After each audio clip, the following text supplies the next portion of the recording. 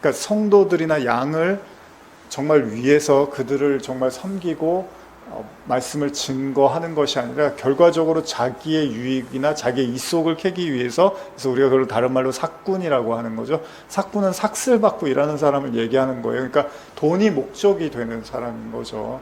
그러니까 그런 관점에서 이제 어떤 거짓 선지자 사도의 이야기를 이제 풀어나가고 있는데, 그래서 우리가 잘 아는 말씀이죠. 돈과 하나님을 겸해서 섬길 수 없다고 하는데, 이 사람들의 특징은 뭐예요?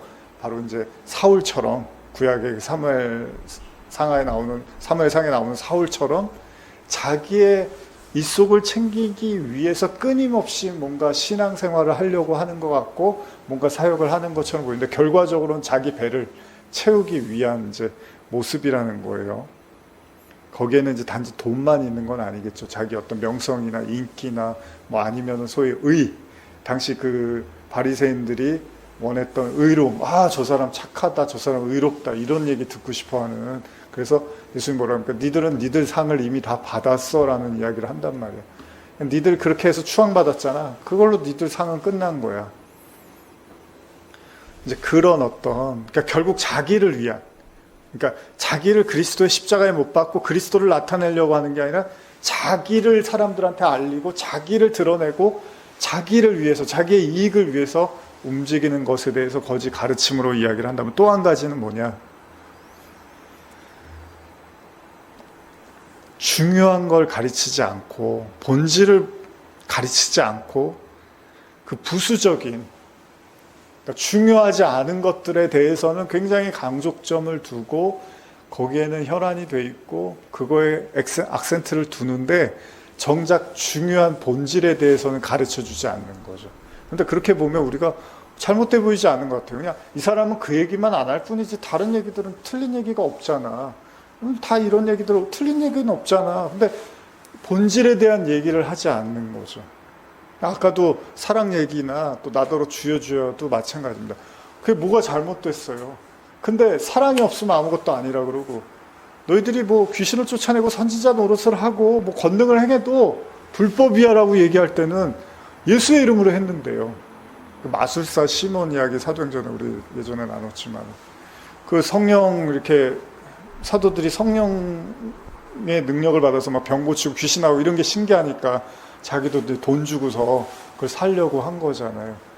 근데 여기에서 이제 두 가지 의미가 있죠. 하나는 돈으로 그걸 사서 자기도 어떤 그런 이제 총애를 받고 싶고, 또 그런 어떻게 보면 호의호식을 하고 싶었던 마음도 있고, 또 한 가지는 성령이라는 거는 어떻게 하나님께서 주시는 겁니까? 그냥 하나님이 그냥 성령의 권능을 주시는 게 아니라 예수님의 가르침과 그 십자가와 부활과 그리고 회개와 그리고 오순절 사건을 통해서, 그런 과정들을 통해서 성령이 임하신 건데, 그 과정들을 무시하고 돈으로 그냥 사버리려고 했던 거잖아요. 그걸 이제 예수님이 요한복음 9장인가요? 10장인가요? 도적질 담 넘어가는 자로 표현을 하신 거죠. 무슨 말이냐면, 가만히 생각해 보십시오. 정말 중요한 거는 얘기하지 않고 정말로 알아야 되고 정말 배워야 될 거에 대해서는 강조를 하지 않고 부수적인 이야기들만 계속 강조하고 이야기하는 것도 잘못된 거라는 거죠. 제가 이제 종종 그 예수님과 베드로 이야기로 십자가를 설명을 많이 하잖아요. 그래서 베드로가 예수님 3년 따라다니면서 너무나 이제 자기가 어떻게 보면 최고의 이제 제자, 애제자, 수제자라고 이제 강조를 하고 그렇게 믿었단 말이죠. 근데 십자가에서 베드로가 예수님을 이제 저주하고 도망가는 이제 장면에서 이제 예수님이 그 전에 이제 베드로에게 사탄아, 대적자야, 이런 표현을 쓰잖아요. 이 얘기들 제가 자주 하는데, 사실 예수님이 베드로를 보실 때 처음부터 예수님은 다 알고 계신 거잖아요. 하나님께서 세상을 지으시고 죄로 인해서 타락하고 그리고 모든 인류의 마음속에 다 그 뱀의 그 영악함과 사악함, 그래서 우리가 이제 뭐 독사의 자식이라는 표현도 쓰고 뭐 예수님이 요한복음 8장인가 너희 아비는 마귀다라고 이제 바리새인들에게 이제 막 꾸짖는 내용들 속에서 베드로도 십자가 사건이 아니었으면 몰랐을 뻔했을, 자기가 예수님의 대적자이고 원수와 같은 그 마귀와 같은 존재였다는 걸 이제 십자가 아니면 전혀 몰랐죠. 근데 그 십자가를 질 때 이제 베드로가 자기 안에 예수를 저주하고 부정하는 그 감춰져 있는 악을 이제 보게 된 거죠. 오늘날 제가 이제 저도 설교를 하는 사람으로서 그런 생각을 하는 거예요.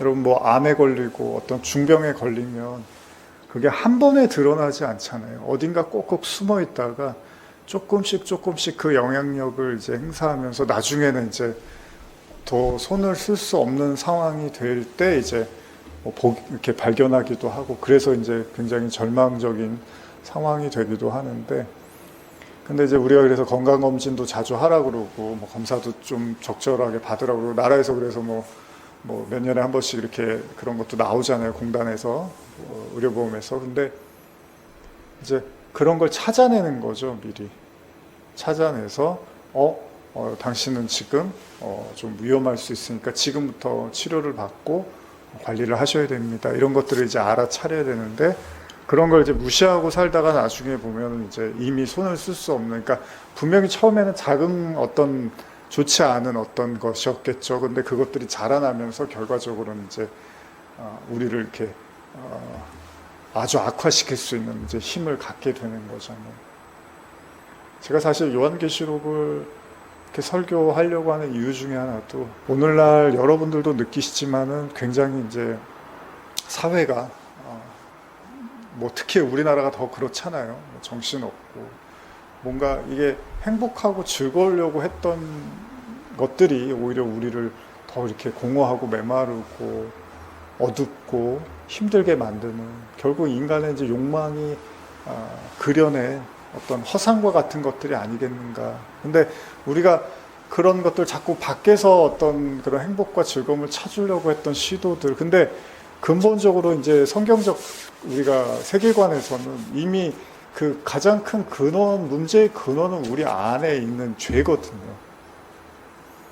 그 선악과의 그 하나님처럼 되고자 하는 그 원죄에서 비롯된 그 죄의 근원이, 어둠이, 그 마귀적 성향이 우리 안에 깊이 사실은 뿌리 박혀 있는데, 그거는 찾아내거나 그거를 이렇게 끄집어내서 그것들을 하나님 안에서 해결받고 말씀으로 씻김받을 생각을 하지 않고, 주변적인 것들을 통해서 그런 것들을 무마해 나가고 그냥 덮어두고, 그거는 그냥 덮어두고 뭔가 다른 것들로 우리 기분을 전환시키고 좀 더 행복한 무언가를 구현해낼 수 있지 않느냐는 착각들을 할 수 있는데, 그런 의미에서 말씀이 여러분 왜 검이냐 하면, 그 말씀이 우리에게 이렇게 작용하고 작동하기 시작하면 그 말씀이 쪼개고 뭐 이미 그 말씀 아시잖아요. 말씀은 우리 골수까지도 쪼갠다고 하잖아요. 그래서 그 안에 있는, 바로 우리 안에 있는 그 죄의 그 원죄, 그 하나님과 대적하고 원수 맺을 수밖에 없는 그 죄의 속성들을 찾아내서 말씀 앞에서 쪼개고 그리고 우리를 이렇게 새 생명으로 거듭나게 하시는, 이런 과정들을 이렇게 무시하고, 우리 뭐 합시다, 우리 세상을 위해서 뭐 합시다, 우리 교회를 위해서 우리 뭐 좀 이런 거 해봅시다. 그러니까 그게 나쁘다는 얘기는 아니에요. 근데 이제 그런 것들로만 어떤 방법을 모색하려고, 본질적으로는 하나님 앞에서의 나를 들여다보지 않으려고 한다는 거예요.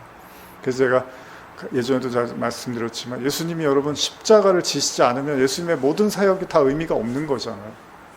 그가 이 땅에 오셔서 뭐 병을 고치고 뭐 가르치시고 다 했는데 정작 십자가를 안 지셨어요. 못 지겠어요 아버지, 그리고 그냥 저 여기서 살다가 명대로 살다가 갈게요. 그러면 그럼 우리의 구주가 될 수 없는 거잖아요. 무슨 얘기예요? 예수님의 사역의 핵심은 십자가입니다. 십자가에서의 죽음과 부활이에요. 그게 다예요.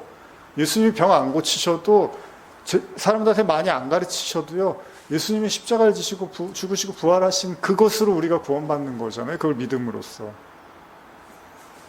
마찬가지예요. 뭐 예수님의 이름으로 뭐 병을 고치고 뭐 권능을 행하고 뭐 예언을 하고 선지자를 하고, 근데 그 십자가에서 베드로가 자기가 사단과 같은 자신을 보지 못하면, 그 십자가가 없었으면 베드로도 평생 거짓 그리스도인으로 살다 갈 뻔한 거예요, 여러분. 가짜예요, 가짜. 그래갖고 맨날 사람들 앞에서 내가 얼마나 예수님을 사랑하는 줄 아세요? 저는 예수님 만난 이후로부터 한 번도 예수님을 버린 적이 없고요. 저는 예수님을 그렇게 사랑했어요. 평생을. 이럴 뻔했어요. 가짜예요, 가짜. 근데 자기도 모르는 가짜로 평생 살다가 지옥 가는 거죠, 그게.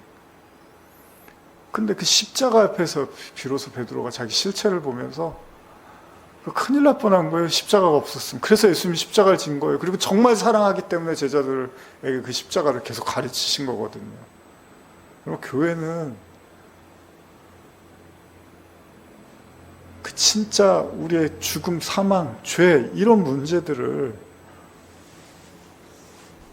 말씀 앞에, 하나님 앞에 올려놓고 먼저 그걸 해결받고, 그리고 나가서 전하고 생명을 전하든 뭐 그가 그 다음 일이잖아요.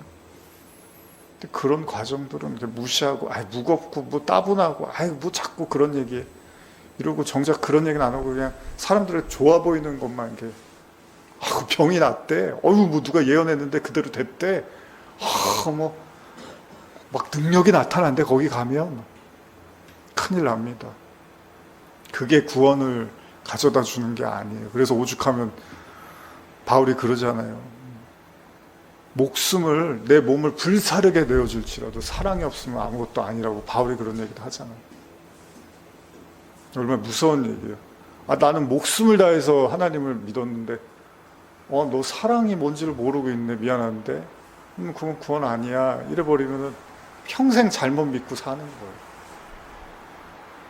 정말 한번 말씀 앞에 우리 자신을 비추고, 이제 앞으로 또 계시록 말씀 나누겠지만, 하나님 나라도 우리 안에 있다고 하지만 동시에 그 세상의 나라, 그 사단의 왕국도 우리 안에 있는 거예요. 이미 원죄로 가지고 태어난 우리도 이미 그 어둠에, 이미 그 종의 영에 우리가 사로잡혀 있다고 하잖아요.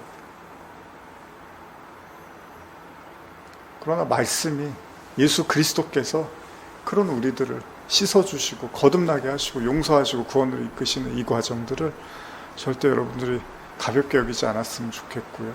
또 말씀을 앞으로 배워나갈 때 또 더 큰 은혜들이 있기를 소원합니다. 기도하시겠습니다. 하나님 아버지, 감사합니다. 계시록의 이제 7 교회를 향한 주님의 메시지들을 우리가 나누고자 합니다. 정말 이제 우리 자신을 들여다볼 때입니다. 먹고 마시고 즐기는 것도 좋지만 신앙생활은 하나님 앞에서의 나를 철저하게 말씀에 비춰보는 것입니다. 그리고 그 말씀을 통해서 우리가 죽어있던 자이고 또 동시에 우리가 산 자임을 확인해가는 과정, 이 과정들이 우리의 나눔 속에 있게 하여 주시옵소서. 예수님의 이름으로 기도합니다. 아멘.